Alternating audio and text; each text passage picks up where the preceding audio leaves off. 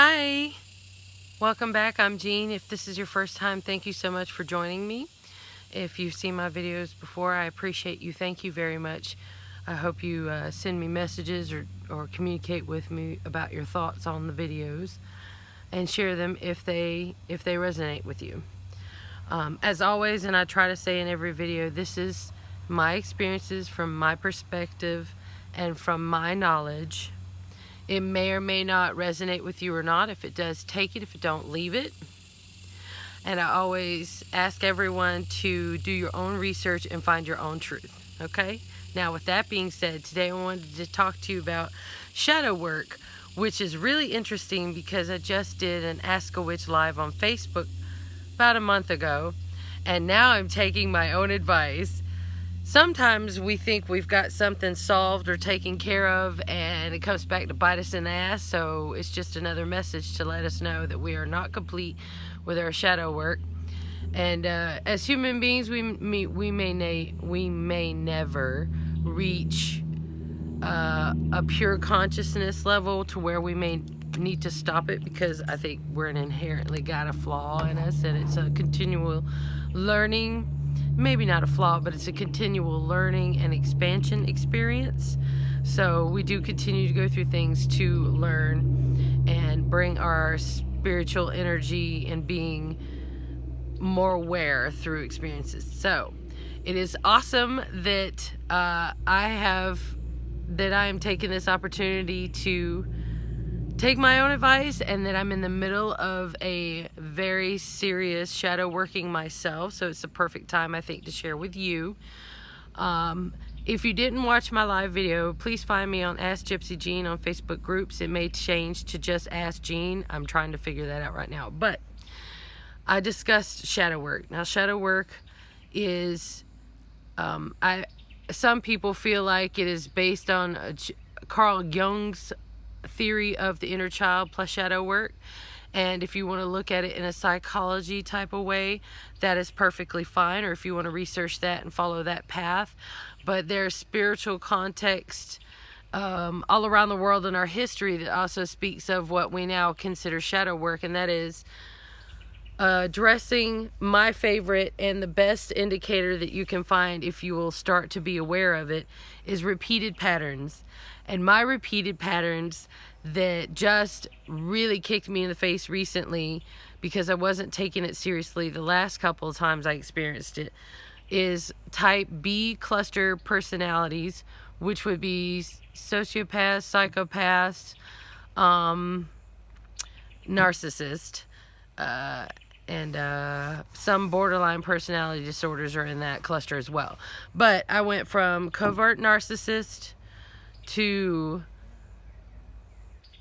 I want to say sociopath, because I think they were born into that or born that way. And another covert narcissist. And it's within like a 5-year time frame, something like that. So it went boom, boom, boom.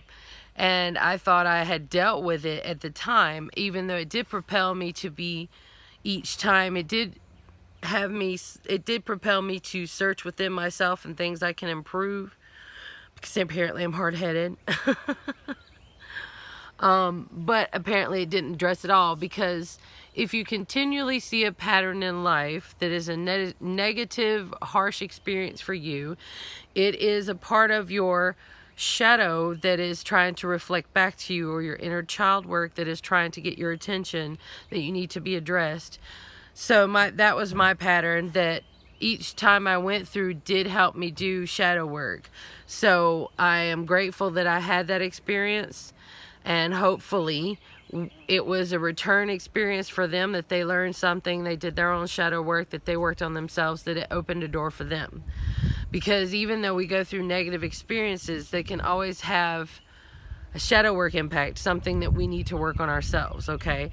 Now, I'm not saying you need to tear yourself down and say you're a horrible person because yada yada. Sorry, there's bees and all that, because I'm out in the woods. I'm not saying that it's a tool that you should use to beat yourself up with. I'm saying it's a tool that we should use, probably check in about once a year with, honestly. But when you have a traumatic experience, to draw within and then keep a daily check. Like right now, I'm doing things both psychological and metaphysical and spiritual. I'm using crystals, of course. I'm hanging out indigo gabbro right now, moonstone and turquoise, so that I can communicate with you in an intelligent way that you can receive it, in a gentle, motherly way, so that I can bring comfort to you and help you learn and teach you and learn myself. I always use crystals for everything in daily life. This is onyx, and this is also for my own protection as well. And then I have lepidolite on this. I made a bracelet because lepidolite has lithium in it. And if you know anything about lithium, if you don't, check it out. But it's like a natural antidepressant. It's just by its very nature, not just being a crystal, but its ingredients help you calm down and focus. So that's what I'm doing now. But there's different types of crystals that rotate by my bed. I've always got essential oils going. I took and wildcrafted a smudging stick. I have a self-love candle going. I have a self-love jar going. I'm trying to do better in my spiritual connection with spirit or energy or the cosmos, or however you want to see it. And another way you can figure out shadow work, and here's, if something triggers you and gives you a really visceral reaction, that is a red flag for you to stop and take a moment. And when you ignore those red flags, they will get worse. In my case, I feel like I was gaslighted by a narcissist. This is my own personal feeling. I'm sure other people may feel differently about whatever situation they're going through at the time, but this is my personal feeling. I felt like I was gaslighted by a narcissist, and I ignored the warning signs because I do give everyone a chance to have a bad day or a bad week, or like right now, I'm having a bad experience and I have a lot of self-work to go on through. So I've drawn within and I've isolated because I needed to, and it caused other people to detach from me, or the narcissist was in my circle. So that also caused me to become detached. When things happen and someone's going through a spiritual or psychological growth or revelation, it usually comes right after a traumatic event, because that's when it blows up in our face and we can't ignore it anymore.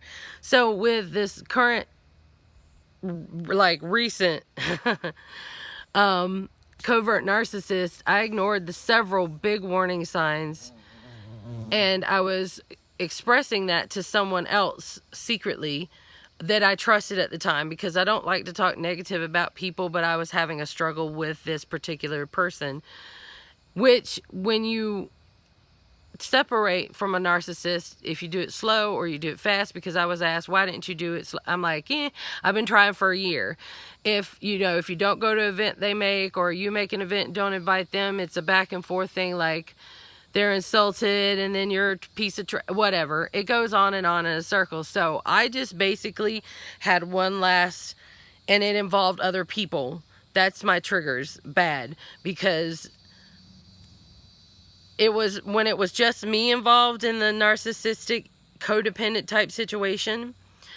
I take a lot for my own personal self, but it started to happen to other people around me, close to me, and that's when I have a real problem. So after about the third time of me seeing this narcissistic person attack or bully or do this crazy ass psychological abuse and manipulation, about the third time, not including myself, that it started happening around me, I just slammed the door on it. I slammed that door on the narcissist. And I had to and then other people are asking me to answer why I did that, and I try to keep everyone out of it and separate. But when you shut down a narcissist, they explode, and it's like a catastrophic explosion. They'll go after your friends, they'll go after your family, they'll go after your social circle, and all of it might fall down, because if you completely stop communicating with them, even when you do it slowly and carefully, and you get out of their way and they lose disinterest, airplane, sorry. they will still come after you because you're a source of what they feed on. You know, they're kind of like psychic vampires in a way, but you're their source because they're empty and they're trying to take from you. And then it can make you have narcissistic tendencies, or it can make you codependent, which made me look at my codependency and maybe narcissistic tendencies myself. So this reflected a lot back to me that I need to sit down with and work on. And you always think you're good, you know, but I'm downloading a lot. I'm taking, you know, different courses and tests and all kinds of stuff externally, and doing my internal, you know, root work, which is magical working and plant working. And I think they actually go together, because if you don't do one without the other, they're intertwined, in my opinion. Root work is your spiritual, metaphysical side of it, and shadow work is your psychological inner side of it. And root work is also be used to refer to magical workings with wildcrafting plants, herbs, crystals, all the metaphysical type of stuff, your ancestor spirituality. But I think that also goes into the shadow work, because these are tools. Especially, I'm a witch, so this is how I approach it. If you're a Christian, you can approach it with your particular God or religious thing. But that's another thing. We're programmed so hard in religious beliefs that also forms toxic pockets and shadows and stuff that we need to work on, because we're taught, in certain religions, we're taught that our sexuality is wrong, and that's really toxic and damaging to ourselves. So my point is, and I'm babbling, I feel like, but I'm going through shadow work myself, and I'm hoping to heal my codependent issues and recognize my what could be. I don't really see them, but I'm checking just in case, because sometimes when people say horrible shit to you, it's honestly a reflection of themselves. So in that disconnection and the whole tear down of the whole social group, I tried very hard not to just lash out and project on to that person. But I say this is how I feel and this is my experience. But I didn't try to tear that person down, because that's pointless, because then I look like the asshole, and then I may be projecting my own stuff, and then that makes people think around you, you know, hey, you know, you're kind of losing it, and you're also being real hateful about it. At a point when you're in that kind of entanglement, you get so done and angry that you just explode, and you feel hateful because you've been under that oppressive, manipulative, just bullying nature probably for a good bit. Even a short stint with it is pretty toxic, because I had a 3-month, I don't know what you want to call that, relationship. It wasn't really one, but I had a 3-month affair with the psychopath, and it didn't take long. 3 months, and I was done with that shit, and I slammed it down. But it took a lot longer for me to realize the covert narcissist was doing these things, because I thought maybe, you know, it was a medical issue, or it's the psychological struggles they are going through, or whatever, because, you know, medication and things like that can really have an effect on you temporarily. You know, but after being beaten down like for 3 days in a row over, you know, something that they didn't think I was involved in was going the way they thought it was involved, I thought it was very excessive, and I felt really overwhelmingly like psychologically attacked, like they were really trying to destroy me. So I took a very slow, gentle, stable response to it, and it stopped at that moment, because it seemed they saw that wasn't working on me, and that they weren't destroying me and freaking me out and making me apologize and grovel like I guess they thought. But when they started doing the same thing to other people, now that took like a year for this to happen, and when it came all together, I was done. So now I've been within like a week, a self-reflection. I've taken off a lot of social media, but I haven't filmed here in a long time. And I thought, you know, we learn through experience.